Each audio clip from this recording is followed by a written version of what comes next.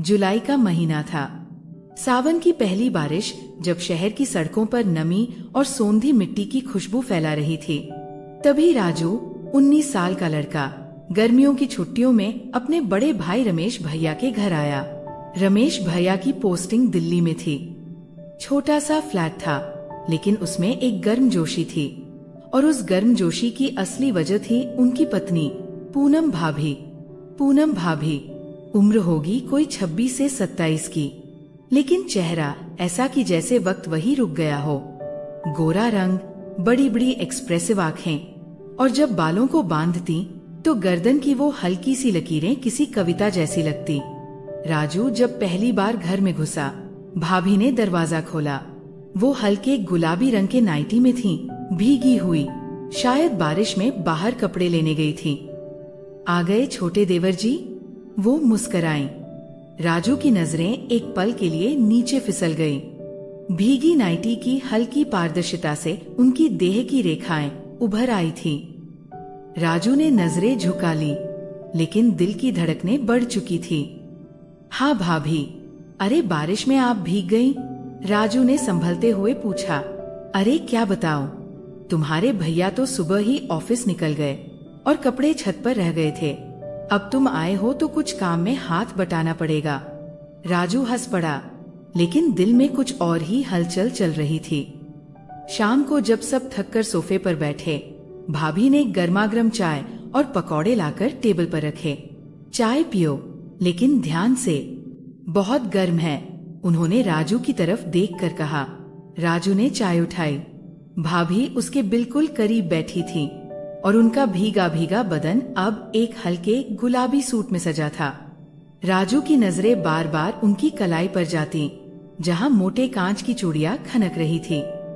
उनकी साड़ी का पल्लू एक बार कंधे से खिसककर राजू के हाथ को छू गया। राजू ने घबराकर देखा। भाभी मुस्कुराईं। अरे डर क्यों रहे हो, अब तो बड़े हो गए हो ना। उनकी आंखों में शरारत थी। उस रात बारिश ने फिर दस्तक दी। तेज बूंदों की आवाज खिड़की पर पड़ रही थी। राजू छत के पास वाले कमरे में था और भाभी भैया नीचे वाले बेडरूम में। लेकिन भैया को अगले दिन लखनऊ जाना था ऑफिस के काम से।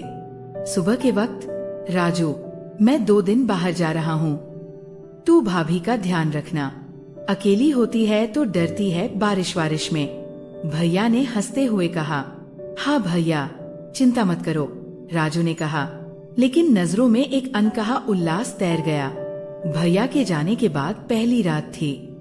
खाना खाने के बाद भाभी ने कहा, राजू ऊपर मत सोना, आज बहुत तेज बारिश है, नीचे वाले कमरे में ही सो जाना, मैं हॉल में सो जाऊंगी। नहीं भाभी, आप क्यों तकलीफ लेंगी, आप बेडरूम में सोइए, मैं हॉल में सो जाता हूँ। लेकिन भाभी ने जोर दिया। रात में लाइट चली गई, तेज आंधी के साथ। राजू हॉल में बिस्तर पर लेटा था, लेकिन पंखा बंद था। पसीने से बदन तरबतर होने लगा। तभी भाभी बाहर आई, हाथ में मोमबत्ती लिए, बाल खुले हुए, होठों पर थोड़ी नमी और आंखों में अजीब सी चमक। बहुत गर्मी लग रही है ना? वो बगल में बैठ गई। राजू ने हाँ में सिर हिलाया। भाभी ने धीरे से पूछा, कभी किसी के करीब आने का मन नहीं किया?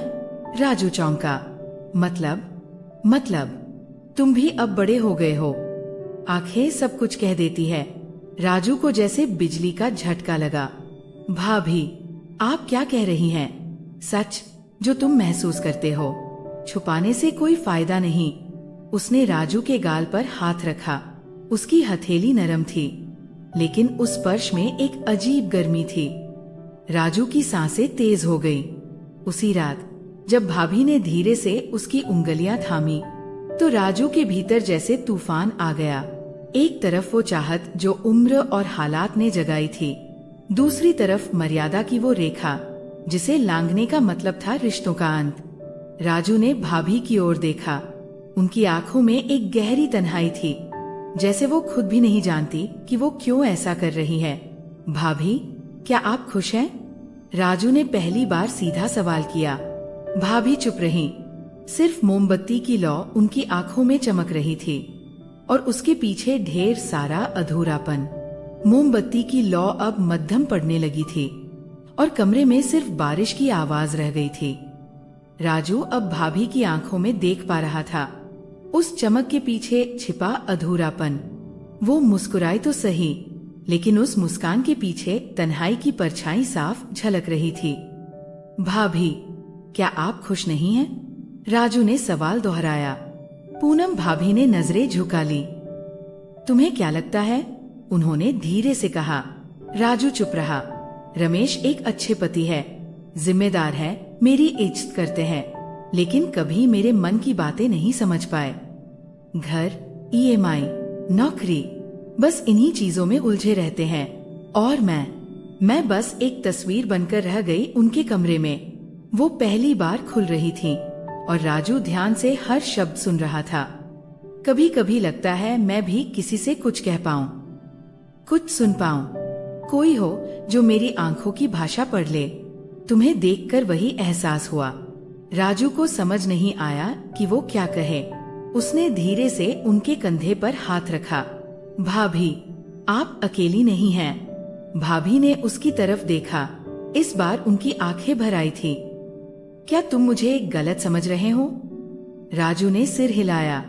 नहीं भाभी, लेकिन कुछ चीजें चाहकर भी नहीं होनी चाहिए। भाभी का चेहरा थोड़ा सख्त हो गया। तो तुम भी वही कहोगे जो दुनिया कहती है? नहीं, मैं सिर्फ वो कह रहा हूँ जो दिल कहता है। हम दोनों के बीच जो भी हो, वो एक रिश्ता तोड़कर नहीं बनना चाहिए। सुबह जब राजू उठा तो घर में एक अजीब सी खामोशी थी। भाभी ने नाश्ता बना रखा था, लेकिन आज उनकी आंखों में न कोई शरारत थी, न मुस्कान। राजू, चाय पी लो, बस इतना कहकर वो किचन में चली गई। राजू को समझ आ गया कि रात की बातों ने उन्हें अंदर से झकझोर दिया था। उसने चाय पी और फिर सीढ़ियों से ऊपर चला गया। ऊपर वाले कमरे में एक पुरानी अलमारी थी, जिसमें भाभी की किताबें रखी थी। राजू को एक डायरी मिली। उस पर नाम लिखा था पूनम। वो चौंका, लेकिन कसम खाकर खोल ली। उसमें लिखा था, शादी को 2 साल हो गए। रमेश मुझसे प्यार करते हैं, लेकिन वो प्यार किताबों वाला नहीं है। वो हर रात देर से आते हैं और सुबह जल्दी चले जाते हैं। मैं कब से किसी की बाहों का इंतजार कर रही हूँ। शायद कोई हो जो मेरी सांसों की गर्मी समझ सके। राजू को जैसे किसी ने थप्पड़ मारा हो।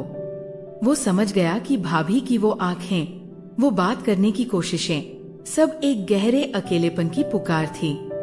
शाम को भाभी छत पर थी, बाल खुले और हाथ में सूखे कपड़े। राजू भी पीछे से चुपचाप आया। भाभी ने पलटकर देखा। उनकी आंखें सूजी हुई थी। मुझे माफ कर दो अगर मैंने कुछ गलत कहा। भाभी ने एक लंबी सांस ली। गलत तुमने कुछ नहीं कहा राजू। गलती शायद मेरी ही थी, जो उम्मीद कर बैठी। शायद मैं भी तुम्हारी उम्र को समझ नहीं पाई। राजू चुपचाप पास गया। भाभी, प्यार किसी उम्र का मोहताज नहीं होता, लेकिन उस प्यार को नाम देने के लिए साहस चाहिए और मर्यादा भी। भाभी की आंखों में अब मोती जैसे आंसू थे। अगर मैं रमेश से अलग होती, अगर मेरा जीवन खाली होता, तब शायद मैं खुद को तुम्हें सौंप देती। लेकिन राजू ने उनकी उंगलियां थामी। आप आज भी खुद को पा सकती हैं भाभी, किसी और के सहारे नहीं, खुद के सहारे। मैं चाहता हूँ आप फिर से पढ़ाई करें, जॉब करें, दुनिया देखें, किसी की पत्नी बनकर नहीं, एक औरत बनकर। अगले दिन भाभी बहुत शांत थी। वो पूरे दिन कमरे में रहीं। रात में उन्होंने राजू को बुलाया। राजू, तुमने मुझे आईना दिखाया, वो जो मेरे घर में कहीं धूल खा रहा था। मैं खुद से भाग रही थी और तुम्हारे सहारे खुद को पकड़ना चाह रही थी। अब नहीं, अब मैं खुद को पकड़ूंगी।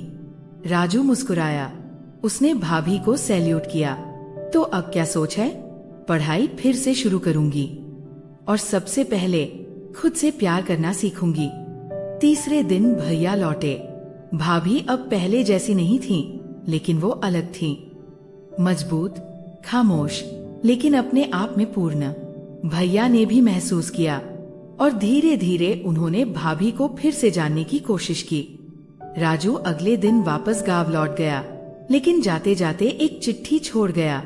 भाभी, आप अब सिर्फ किसी की पत्नी नहीं, आप खुद अपनी कहानी की लेखिका है। अगर कभी फिर से आपकी आंखों में खालीपन दिखे तो आईने में खुद को देखिए, क्योंकि अब जो महिला वहाँ दिखेगी वो कोई और नहीं, एक मजबूत पूनम होगी। पूनम भाभी, जो अब तक सिर्फ एक पत्नी और बहू के रोल में जी रही थी, अब पूनम के रूप में खुद से मिलना शुरू कर चुकी थी।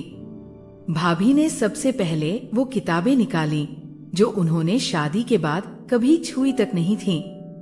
रमेश भैया ने एक दिन पूछा, तुम इन दिनों बहुत पढ़ रही हो पूनम, सब ठीक तो है ना? भाभी मुस्कुराई बहुत धीमे से, सब ठीक है, बस अब खुद को थोड़ा और जानना चाहती हूँ। रमेश भैया चौंके, लेकिन कुछ नहीं बोले। भाभी ने पास के एक स्कूल में पढ़ाने की कोशिश की, लेकिन अनुभव न होने के कारण नौकरी नहीं मिली। फिर उन्होंने घर में ही एक कोचिंग सेंटर शुरू किया, जहां बच्चों को हिंदी और सामाजिक विज्ञान पढ़ाने लगी। धीरे धीरे बच्चे बढ़ने लगे और पूनम भाभी की आंखों में आत्मविश्वास भी। मोहल्ले में बातें शुरू हुई, अब भाभी जी बाहर निकलती हैं। राजू के जाने के बाद से ये बदल गई हैं। इतना सज धज कर किसके लिए? पूनम ने ये सब सुना, लेकिन अब वो डरती नहीं थी। एक दिन उन्होंने पास वाली अम्मा को कहा, मैं अब खुद से मिलने निकली हूँ, किसी गैर मर्द से नहीं। अम्मा चुप हो गई। मोहल्ले में फुसफुसाहटें धीरे धीरे आदर में बदलने लगी। राजू हर महीने एक चिट्ठी भेजता, भाभी, मैंने गांव में तुम्हारी तरह ही एक विधवा महिला को पढ़ाई शुरू करवाई है। तुमसे जो सीखा अब वो औरों में बांट रहा हूँ। तुमने खुद को बदला और मैं तुम्हारी रोशनी से खुद को खोज रहा हूँ। भाभी जब ये चिट्ठी पढ़ती तो उनकी आंखों में चमक आ जाती थी। एक दिन रमेश भैया के माता पिता आए। उन्होंने भाभी को किचन में नहीं देखा तो सवाल किया, अब तो काम वाली बाई जैसी हालत बना ली है, ना कोई घूंघट ना शर्म। रमेश भैया ने जवाब दिया, माँ, पूनम अब सिर्फ मेरी पत्नी नहीं, एक इंसान भी है, और इंसान को घूंघट में नहीं सम्मान में रहना चाहिए। ये सुनकर पूनम भाभी की आंखें भर आईं, लेकिन इस बार खुद के लिए गर्व से। भाभी अब पास की झुग्गियों में जाकर वहाँ की लड़कियों को भी पढ़ाने लगी। उनकी कहानी अब धीरे धीरे फैलने लगी थी। भाभी जी जो पहले छुपकर रहती थी, अब रोशनी बन गई है।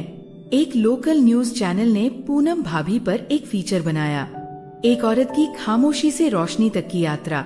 जब उनका इंटरव्यू टीवी पर चला, तब गांव में राजू ने पूरे मोहल्ले को बुलाकर वो वीडियो दिखाया। उसकी आंखों में गर्व था। एक रात पूनम भाभी के पास राजू का कॉल आया, भाभी, आपने वाकई कमाल कर दिया। नहीं राजू, ये सब तुम्हारे उस एक सवाल से शुरू हुआ था, क्या आप खुश हैं? उस सवाल ने मुझे खुद को देखने पर मजबूर कर दिया। अब खुश हूँ राजू, सच में। मैं भी भाभी। 2 साल बाद पूनम भाभी को शहर की एक एनजीओ की तरफ से नारी प्रेरणा सम्मान मिला। उनका भाषण बहुत सीधा था। मैं सिर्फ एक पत्नी या बहू नहीं थी, मैं एक लड़की थी जिसे पढ़ना था, उड़ना था, खुद से प्यार करना था। अगर हम अपने दर्द को अपनी शक्ति बना लें, तो हम न सिर्फ खुद को बल्कि दूसरों की जिंदगी भी बदल सकते हैं। हॉल में तालियां बज रही थी और सबसे पीछे एक नौजवान खड़ा होकर तालियां बजा रहा था। राजू, कभी कभी रिश्तों की सीमाएं इंसान को रोक देती हैं, लेकिन अगर इरादे नेक हों तो वही सीमाएं रास्ता बन जाती है।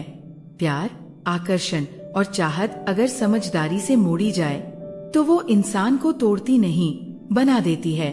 और सबसे जरूरी, औरत का अस्तित्व किसी रिश्ते की मोहताज नहीं होता। जब वो खुद की तलाश में निकलती है तो दुनिया उसकी मिसाल बन जाती है। तो दोस्तों, ये कहानी यहीं पर खत्म होती है। उम्मीद है कि ये आपको पसंद आई होगी। अगर ये कहानी आपको पसंद आती है तो इस वीडियो को एक लाइक और हमारे इस चैनल कहानी स्ट्रीम को जरूर सब्सक्राइब करिएगा। और हाँ, बेल आइकन को ऑल पर सेट करना मत भूलिएगा। हम मिलते हैं अगले वीडियो में। धन्यवाद।